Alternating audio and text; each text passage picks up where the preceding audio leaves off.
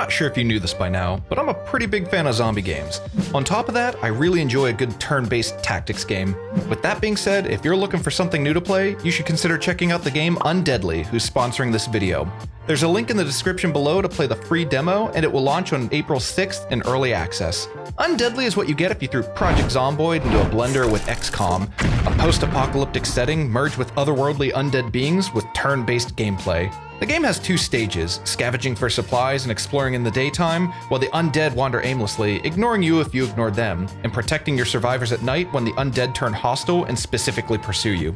The demo only has one mode available, but there will be a lot of customization options on release that will really let you play the game how you want.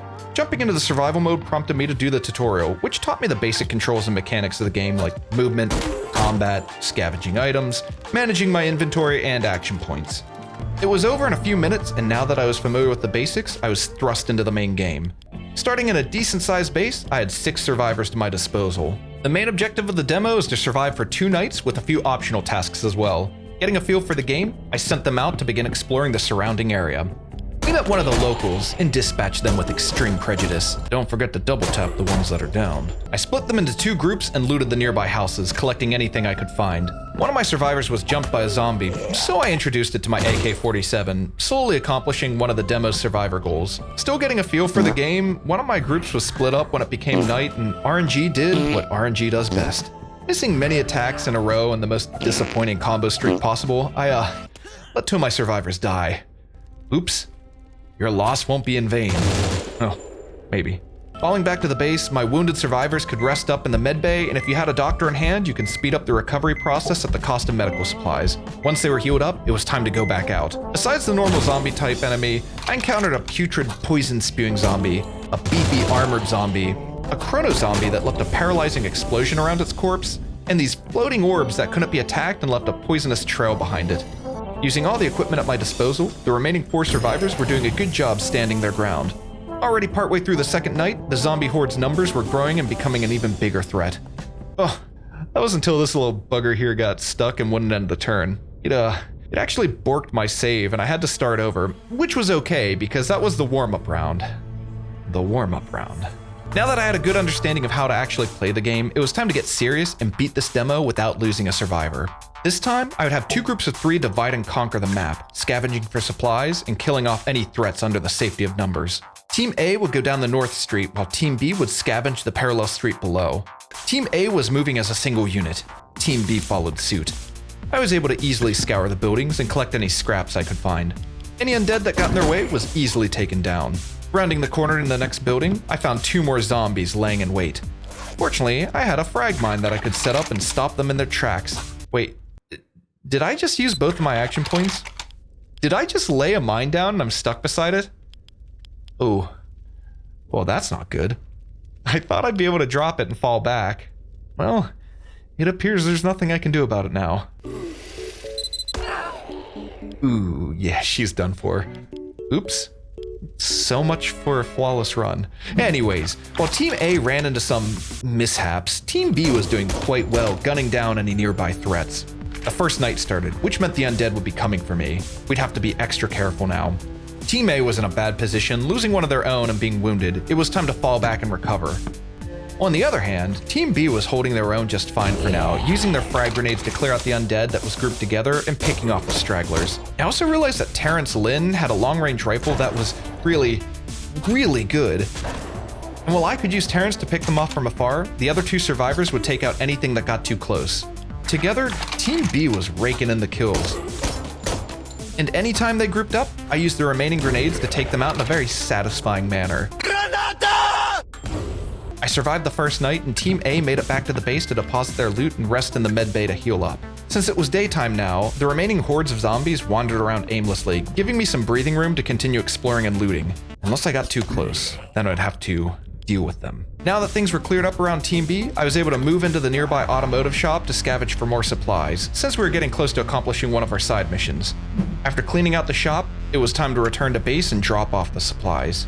Team A was struggling a bit, and the second survivor needed to rest in the medbay to recover as well. Ideally, they would be healed and rendezvous back with Team B before nightfall to prepare for the impending zombie attack. Honestly, Terrence and his rifle was just so good. I used him to clear out a path for the rest of Team B, and because the range of his rifle was so massive, I just kept him out in the middle of the street and picked off strangling zombies wandering outside.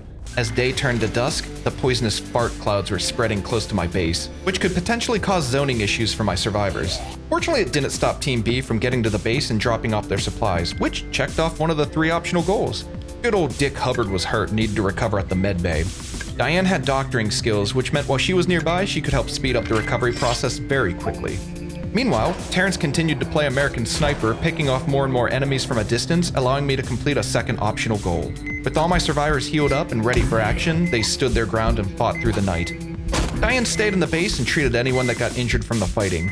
This allowed me to defend the base and not get too overwhelmed. The zombie numbers were quickly becoming too great for Terrence to manage on his own on the south side of the base, but he did everything he could to buy just enough time to survive the second night. And it worked. The long night ended and a flash of light blanketed the map, following up with an end screen showing that I successfully beat the demo.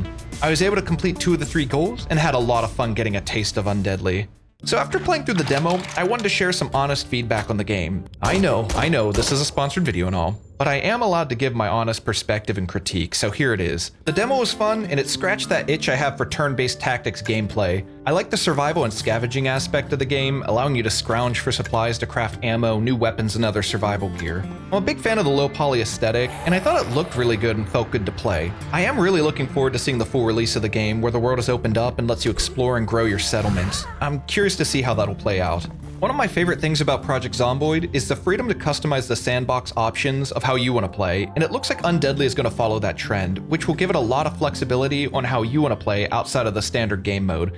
This is probably what I'm most excited about. I do also want to share some things I'd like to see improved on throughout the early access stage of the game. When your character's turn ends, the camera immediately starts panning to the next character, and it feels a little awkward when you have a character right beside the one you're playing, but the game does a long, slow pan across the map before the character even finishes moving, and it didn't allow me to survey the area without having to scroll all the way back to them. I'd also like to see the camera panning tightened up in general, especially when it's the enemy AI's turn. It felt a little awkward as one zombie would wander a few tiles, and then the camera would pan across half the map just for another zombie to slowly walk a few tiles. I think something that could make all the enemies that aren't currently in a combat state move simultaneously would really streamline the enemy turn and improve the pacing of the game. The UI was a little clunky at times, where the menus would overlap, and it was a little cumbersome to navigate through. I'd love to see that cleaned up and be a little more minimalistic, not to cover up so much of the screen real estate while playing. In this last one, I know it's more of user error, but I had a few misclicks when trying to attack an enemy, and it would end my turn and leave me vulnerable in a position, and I was unable to undo my mistake. Honestly, these are all fairly small nitpicks for what I think is already a very polished gaming experience, and I was really pleased with the demo overall. If you're a fan of zombie games and tactics gameplay, this is definitely a game I'd recommend you try out. I mean, the demo's completely free, and it only took me about an hour or 2 to play through to really get a feel for how I liked the game. The link's in the description below to try it out for yourself, and Undeadly will launch in early access on April 6th, so be sure to keep an eye out for this one. I want to thank Undeadly again for sponsoring this video, and a big thanks to all my patrons who help support the channel. I really appreciate it. As always, thanks for watching, and until next time, have a good one.